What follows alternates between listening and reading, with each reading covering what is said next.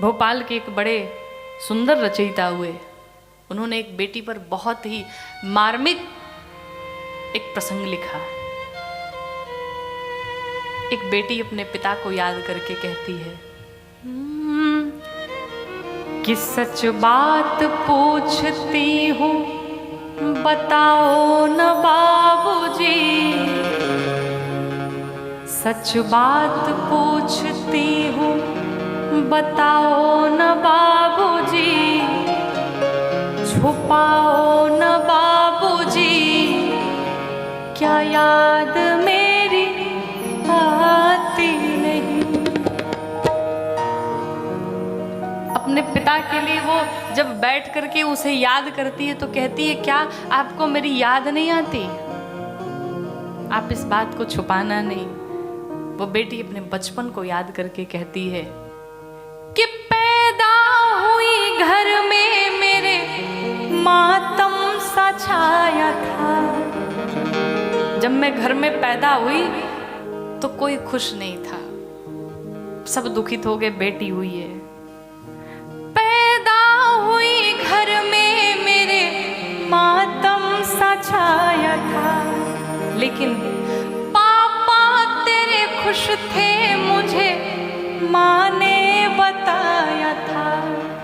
कोई खुश नहीं था, लेकिन मेरे पापा उस समय बहुत खुश थे कि हमें एक नन्ही सी परी मिली है।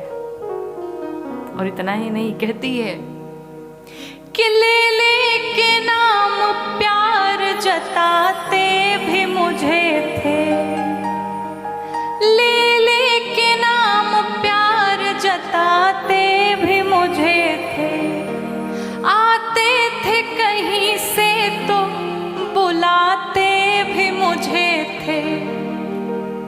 जब भी पापा मेरे घर में कभी आते तो बार बार मेरा नाम लेकर के मुझे बुलाया करते थे।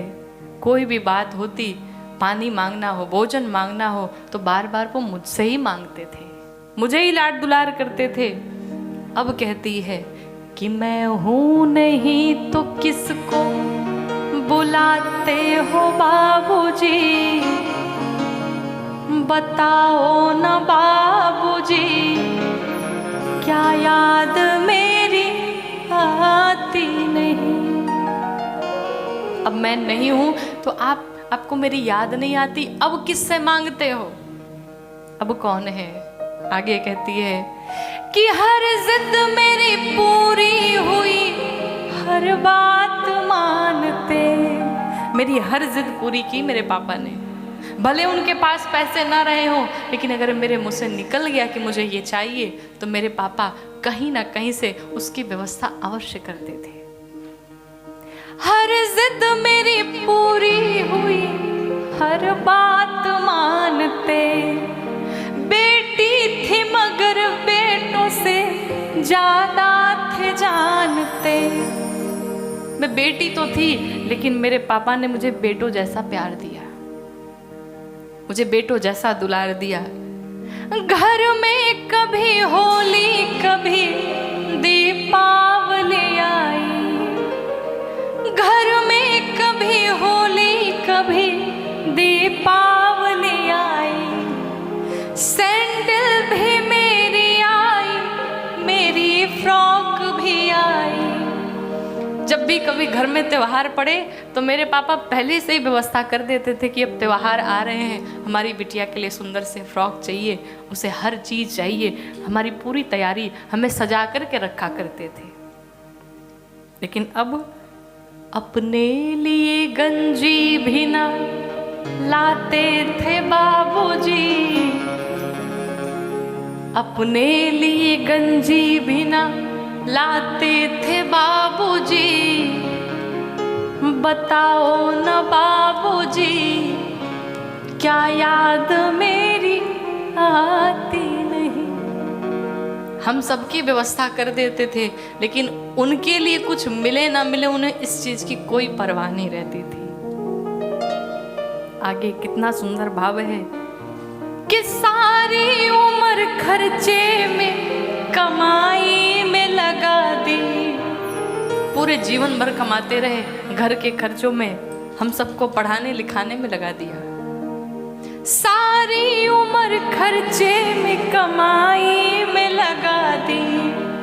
दादी बीमार थी तो दवाई में लगा दी। पढ़ने लगे हम सब तो पढ़ाई में लगा दी। बाकी बचा वो मेरी सगाई में लगा दी। हम सबको खूब पढ़ाया और उस पढ़ा लिखा करके जब हम सबको योग्य बना दिया, बाकी का जो बचा हमारे विवाह के खर्चे में लगा दिया। कर कर के याद अब तो ना रोते हो बाबूजी, बताओ ना बाबूजी क्या याद में